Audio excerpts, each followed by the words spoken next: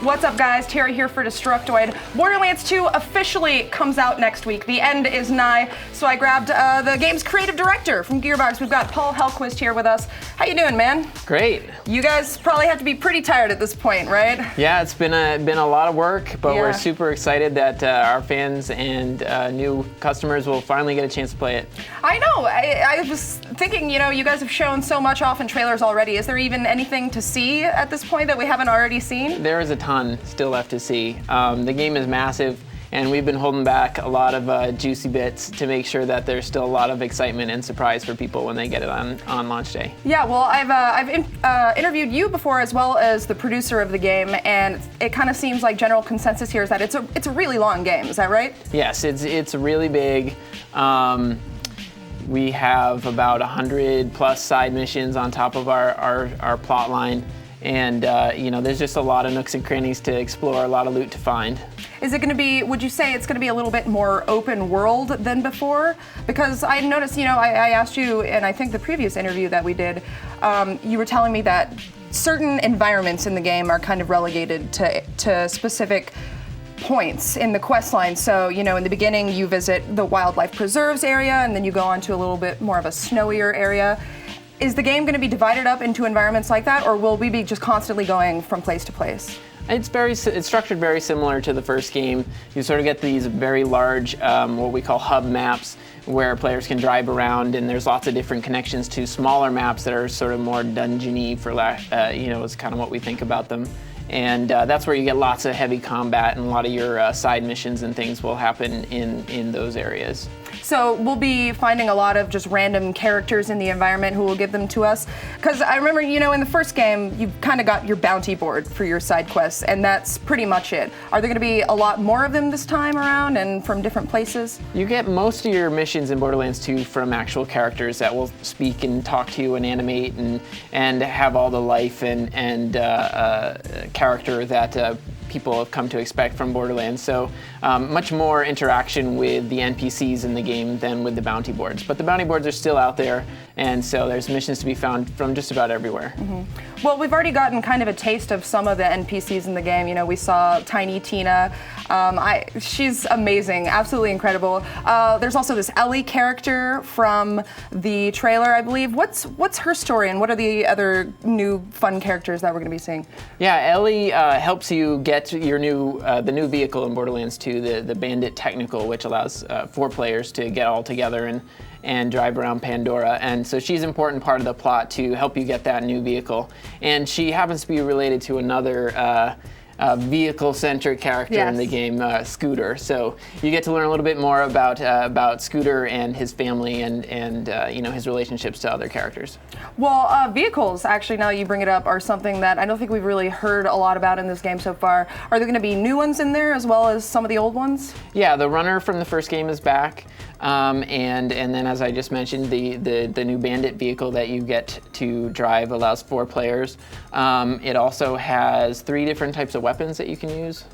3, I think 3. Okay. And they all have alternate fires, which is another new thing. So you can, the person who's riding in the gunner seat has a couple of different options for how he wants to use that weapon to take out the other enemy vehicles or the creatures on foot. Are there going to be kind of specific areas in the game where you're participating mainly in vehicular combat? Is it going to be sort of relegated to areas kind of like it was in the first game? Yeah, it works very similar. Yeah, we have a whole map that is very heavily into car combat, and we've improved the handling of the vehicle and the AI of the enemy vehicles, and the car combat's a lot of fun. Is there going to be any kind of customization involved there?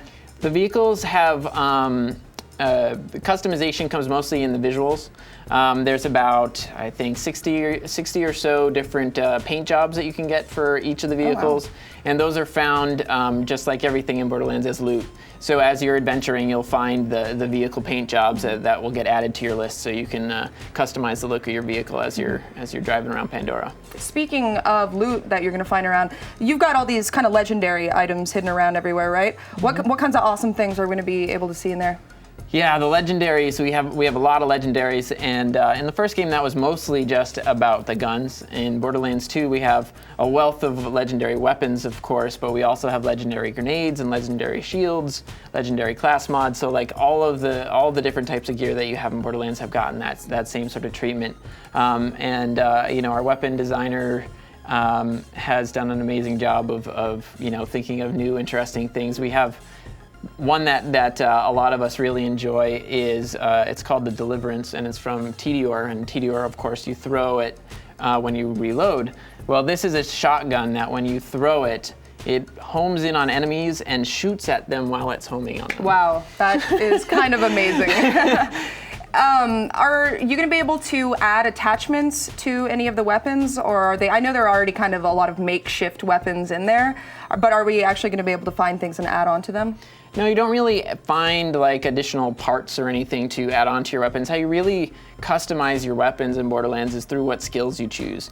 Every character has skills related to your weaponry, and that's how you can modify your weapons to have your larger magazine sizes or faster fire rates or more damage or better critical hits. All those sorts of things are really in the skill tree, and that's how players can customize the weapons that they have. How have you guys changed the skill tree? Because one thing that I've noticed is that each one, you know, each character has their own specialty, but at the same time, they have more general skills that make them, I think, more appealing to people who say, maybe I'm not a huge turret person, but that won't deter me from playing Axton's character because he's got other cool things going on in there, right? Yeah. All of the characters, you know, the action skill is sort of the superpower that each one of them has, and so we want to make sure we have some skills that augment that superpower, but just as you're saying, we want to also make sure that there's lots of options to augment just how you can, like I was saying, how you can use your weaponry and your melee attacks and your grenades and all those sorts of things. So you can really customize your experience to accentuate the superpower, the action skill, or to de-emphasize it and focus more on standard things. Is that why you guys decided to make the first piece of DLC a new character class? Yeah. So that people would have more customization options in terms of skills? Yeah, new character classes was something we really wanted to do for Borderlands 1, and our technology just wasn't prepared for it. So when we were able to, all right, Borderlands 2, what are we going to do? That was one of the first things, is we wanted to make sure that we engineered the game to be to allow us to add additional characters after launch. And the Mechromancer is our first go at that. And we're really excited about it.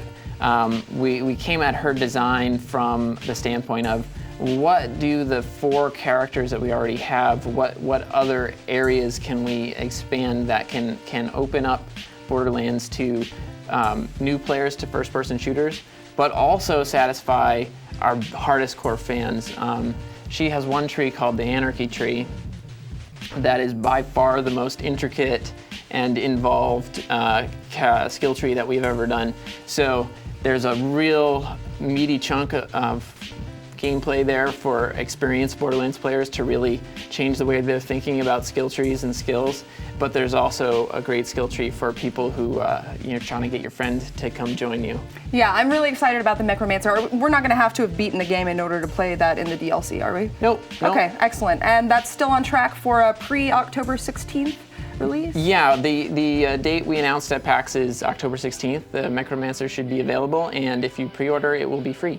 Awesome. Well, Borderlands 2 actually comes out on September 18th for 360, PS3, and PC. We're going to have all sorts of content over on our Rev3 Games channel this week. We're going to have walkthroughs of all the skill trees and character classes. Paul here is going to help me out with that. And of course, we'll have a full review up on this channel next week, so keep an eye out for that. Paul, thank you so much. Thank you. You want to go play some Borderlands? Yeah, let's do it. You going to go easy on me? I will. I need a handicap.